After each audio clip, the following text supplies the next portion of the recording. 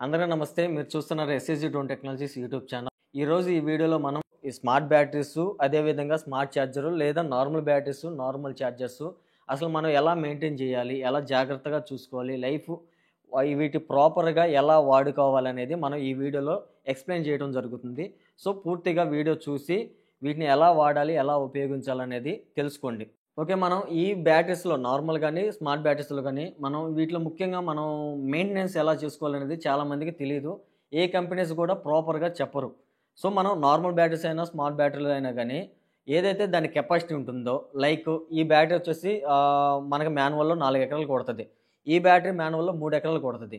ఇదేదైతే regular capacity ఉంటదో దాని regular capacity మించి కొంచెం తగ్గించుకొని వాడుకుంటే మనకి లైఫ్ మంచిగా ఉంటదనమాట. లైక్ ఇది 4 ఎకరాలు కొట్టిద్దని 4 ఎకరాలు డైలీ కొట్టకూడదు.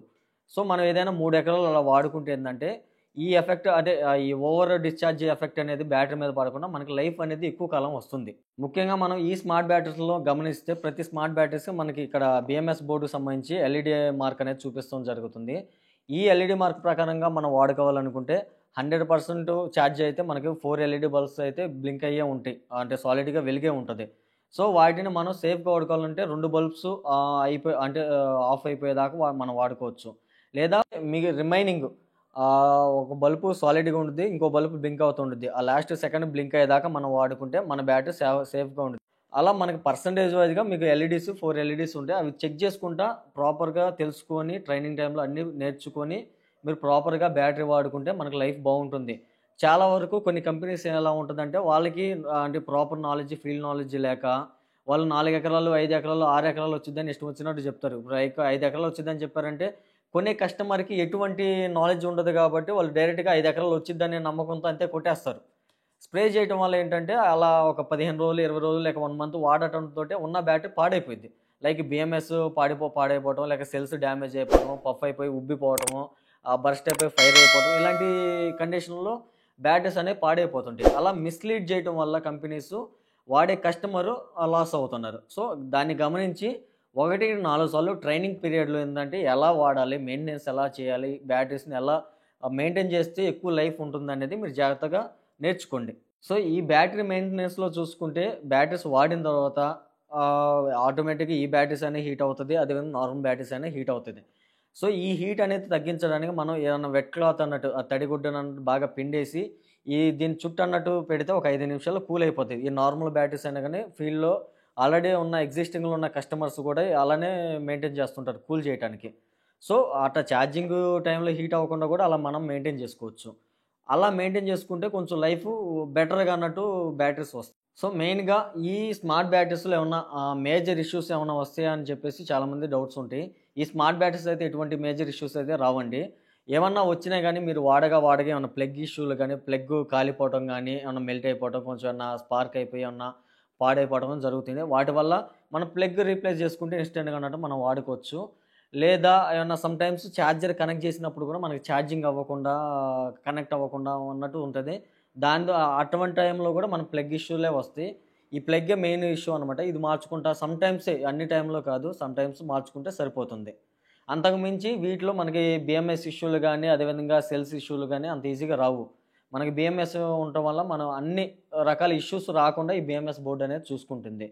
కొన్ని బ్యాటరీస్‌లో ఇష్యూస్ అనేది వస్తున్నాయి. ఈ బ్రాండ్‌లో అయితే రావట్లేదండి. సో, మనం ఇచ్చే స్మార్ట్ బ్యాటరీస్‌కి మనకి సాలిడ్ కేసింగ్ అనేది ఉంటుంది. అదేవిధంగా వాటర్ ప్రూఫ్ సీలింగ్‌తో అన్నట్టు ఉంటుంది. మనం ఫిజికల్ డ్యామేజ్ అయినా, వాటర్ డ్యామేజ్ అయినా అంత ఈజీగా డ్యామేజ్ అవ్వవు. ఇంకేమన్నా మ్యానుఫ్యాక్చరింగ్ డిఫెక్ట్స్ గానీ, ఇంకేమన్నా ఉంటే మనం వారంటీ కింద మీరు క్లెయిమ్ చేసుకొని, మీరు వారంటీ కింద అన్నట్టు రిపేర్ చేయించుకోవచ్చు.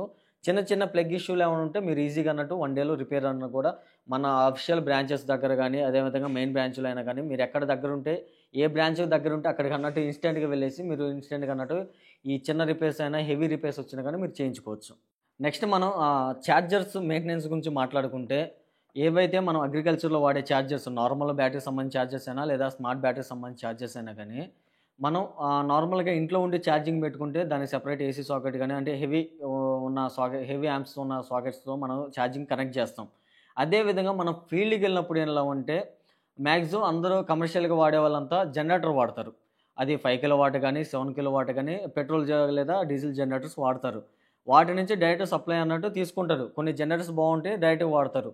లేదా అటువంటి జనరేటర్స్ అంటే బాగా లేని జనరేటర్స్‌లో గానీ, లేదా బయట ఏమన్నా ట్రాన్స్‌ఫార్మర్‌లు గానీ, వేరే వేరే ఔట్‌సోర్స్ నుంచి ఏమన్నా కరెంట్ మనం సప్లై తీసుకుంటే, మనం పక్కాగా ఏమన్నా స్టెబిలైజర్ వాడాల్సి ఉండిద్ది.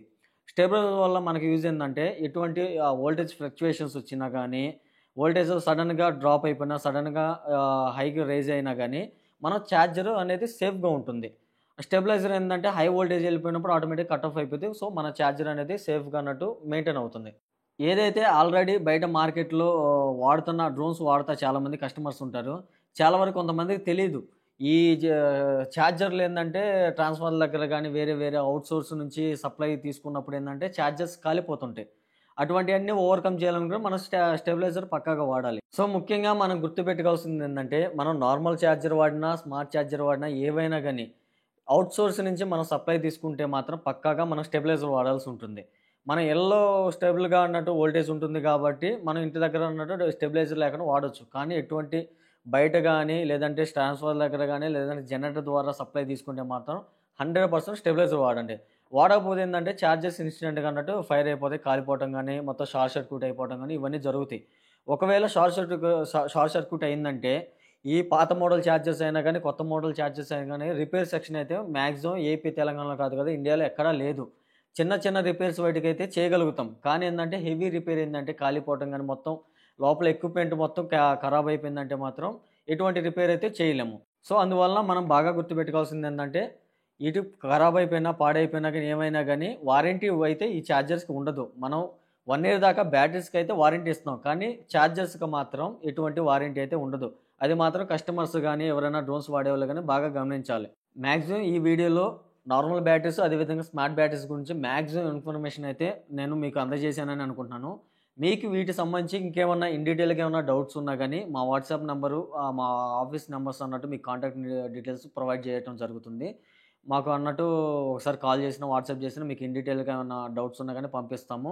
అదే విధంగా మీరు లైవ్ డెమో గానీ ఇట్లా చూడాలనుకుంటే, మీకు నియర్ బై ఉన్న అఫీషియల్ ఎస్ఐజీ బ్రాంచెస్ అన్నట్టు విజిట్ చేసి, మీరు ఈ చార్జర్ పర్ఫార్మెన్స్ గానీ, అదేవిధంగా బ్యాటరీస్ పర్ఫార్మెన్స్ గానీ, డ్రోన్ సంబంధించి ఫ్లైట్ టైమ్ గానీ, లేదా డ్రోన్ మోడల్స్ గానీ మీరు ఇన్ డీటెయిల్స్‌గా చూసుకోవాలనుకుంటే, నియర్ బై బ్రాంచెస్ ఉన్న వాటికి విజిట్ చేసి మీరు డీటెయిల్స్ అనేది తెలుసుకోండి. Thank you for watching this video. ఇలాంటి అప్డేటెడ్ ఇన్ఫర్మేషన్ కోసం, అప్డేటెడ్ వీడియోస్ కోసం మీరు ఎస్ఐజీ డ్రోన్ టెక్నాలజీస్ యూట్యూబ్ ఛానెల్‌ని సబ్స్క్రైబ్ చేసుకోండి. అదే విధంగా వీడియో గనక ఇన్ఫర్మేటివ్‌గా అనిపిస్తే వీడియోని లైక్ చేయండి. ఎవరన్నా మీ లొకేషన్‌లో ఎవరన్నా మీ రిలేటివ్స్ అయినా గానీ డ్రోన్స్ వాడుతున్నా, లేక డ్రోన్‌లు కొనాలనుకున్నా గానీ, వాళ్ళకి ఈ వీడియోని షేర్ చేసి అవేర్‌నెస్ అనేది క్రియేట్ చేయండి. Thank you.